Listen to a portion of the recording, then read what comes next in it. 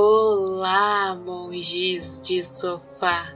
Bem-vindos ao Mentes Despertas, o quadro do podcast Monge no Sofá, que é dedicado às vidas extraordinárias daqueles que moldaram o Dharma. Aqui abrimos as portas para as histórias reais e às vezes quase impossíveis dos mestres que mantiveram a chama da sabedoria acesa através dos séculos. São vidas que atravessam continentes, filosofias, provações e renascimentos.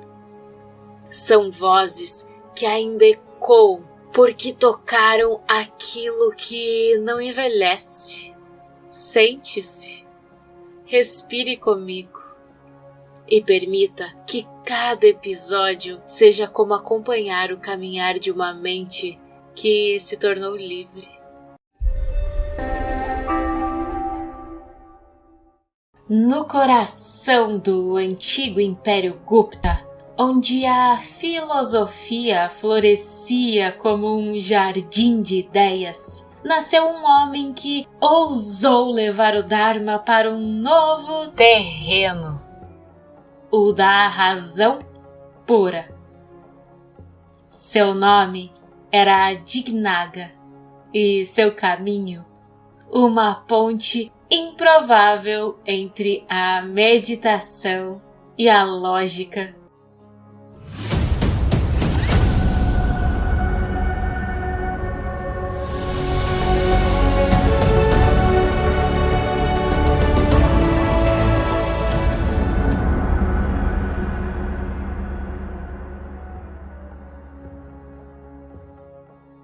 Dignaga nasceu por volta do ano de 480 da Era Comum, no sul da Índia, em uma família brahmana. Sua mente era tão afiada que, desde cedo, ele buscava a verdade com uma intensidade quase que obsessiva. A sua primeira jornada espiritual o levou a se ordenar na escola Sarvastivada, uma das mais antigas do budismo. Se diz que, ainda jovem, Dignaga possuía uma mente afiada e uma dúvida constante.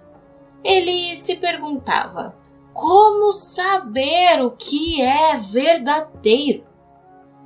A fé o atraía, mas o raciocínio o inquietava. E foi justamente dessa tensão entre o místico e o racional que ele forjou uma das escolas mais influentes de todo o pensamento budista, a Pramāṇavāda, ou a epistemologia budista. Diz a lenda que o seu primeiro mestre, o Nagadatta, o expulsou do mosteiro. E o motivo? O motivo era que Dignaga questionava a doutrina Sarvastivada sobre a existência de dharmas. Aqui, dharmas como elementos da realidade em todos os três tempos: passado, presente e futuro. Ou seja, ele não conseguia aceitar a ideia de que o passado e o futuro existiam agora. E aí, o seu mestre, irritado com a insistência lógica do jovem monge, teria dito que, se ele era tão esperto, que fosse e encontrasse um mestre que pudesse satisfazer aquela mente irritantemente questionadora. E essa expulsão, que poderia ter sido o fim da jornada de Dignaga foi, na verdade, o seu despertar lógico.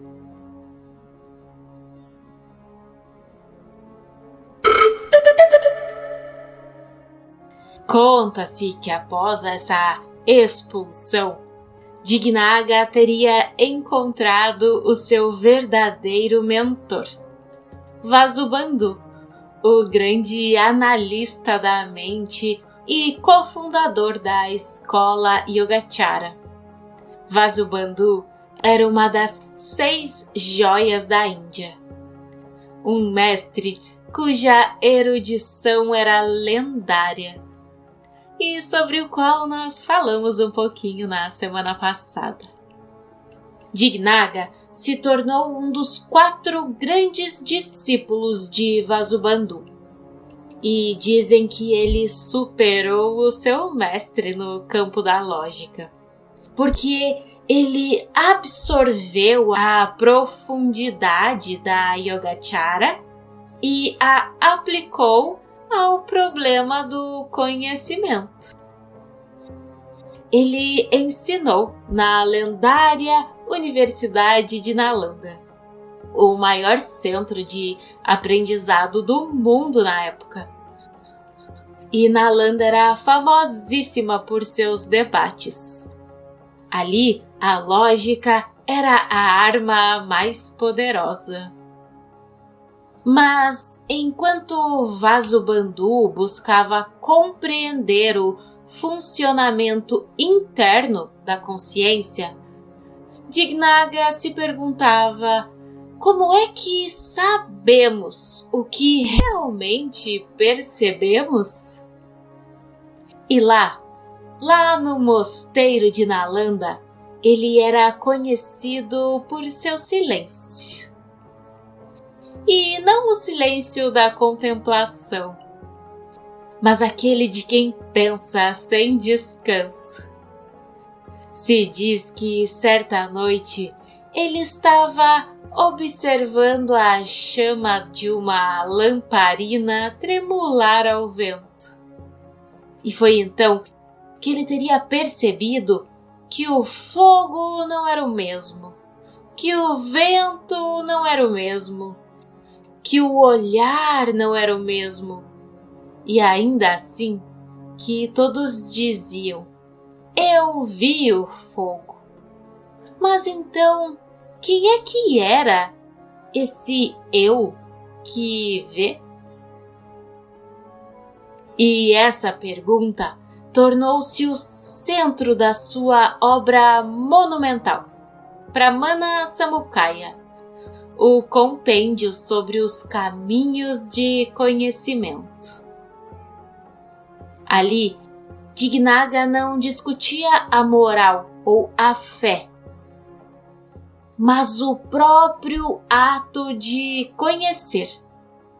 Ele ensinava que há apenas 2 formas válidas de conhecimento: a percepção direta, que é quando o objeto é experimentado sem conceito.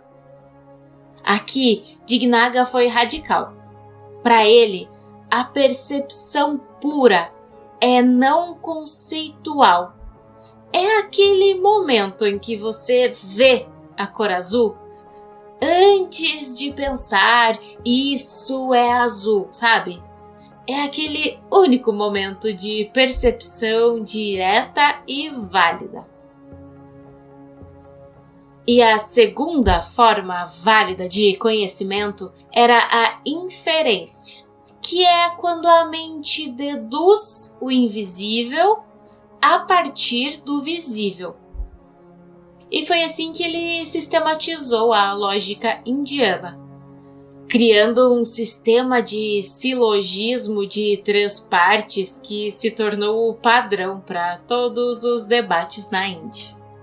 Para ele, tudo mais além da percepção direta e da inferência, ou seja, opinião, crença, tradição, tudo isso seria apenas ruído mental. A ousadia de Dignaga não passou despercebida. Ele estava revolucionando a ciência da razão indiana, porque ele foi o primeiro a limitar os meios de conhecimento válidos a apenas esses dois, sabe? Com isso, ele estava desafiando as escolas brahmanes que reconheciam 3, 4 ou até mais, como a analogia ou o testemunho verbal ou outras. Alguns mestres o chamavam de herege, outros de gênio. E certa vez ele foi desafiado por um Brahmane renomado em um debate público. O Brahmane o acusou de negar os Vedas e de corromper a lógica. Dignaga, tranquilo, respondeu: "Não, eu não nego os Vedas. Apenas pergunto, quem é que os percebeu? Se você não percebeu por si, então o que você tem é fé, não conhecimento." E se diz que o debate teria terminado com o Brahmane em silêncio. Um silêncio que dizem por aí que durou o resto da vida dele.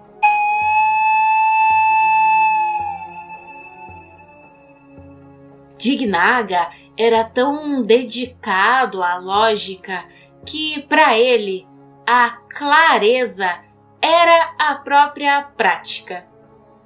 Há um relato de que, após vencer um debate crucial, ele não teria aceitado o prêmio de terras ou ouro. Ao invés disso, ele teria pedido que o dinheiro fosse usado para construir um templo dedicado à lógica ou que fosse doado para o sustento de outros estudiosos. Porque ele não buscava a glória pessoal, mas a vitória da razão clara.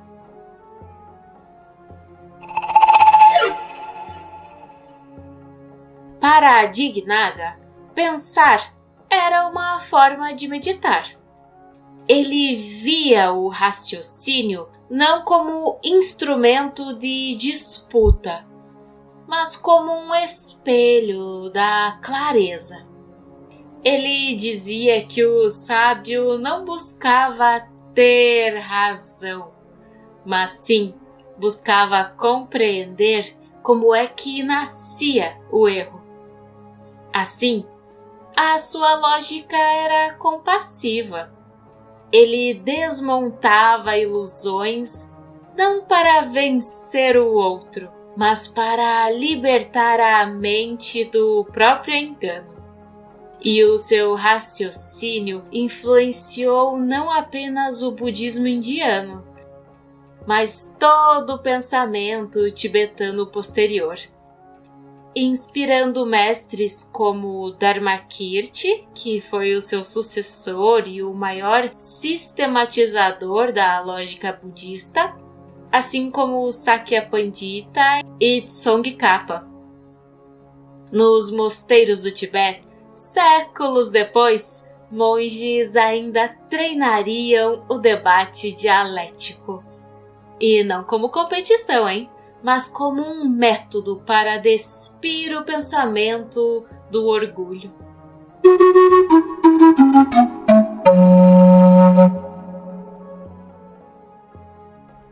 Já idoso, se diz que Dignaga teria se retirado para as montanhas de Orissa, no leste da Índia, e que ele teria passado seus últimos anos em reclusão, talvez meditando sobre a síntese final entre a lógica que ele havia aperfeiçoado e a sabedoria não conceitual que ele buscava.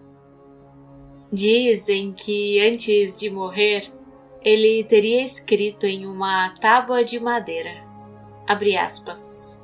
Quando a mente vê sem nomear, o mundo volta a ser o que é, fecha aspas. Esse foi seu último ensinamento. Uma síntese perfeita entre lógica e silêncio. Ele havia demonstrado que razão e meditação não são opostas, mas duas faces da mesma busca, a de compreender a natureza do real. Dignaga nos lembra que o Dharma não pede obediência, mas pede lucidez. A sabedoria, ouvintes, não é um dogma a ser aceito. É uma investigação viva, uma dúvida que amadurece até florescer em clareza. E, no fundo, todo raciocínio verdadeiro termina onde o Buda começou, no silêncio que tudo compreende.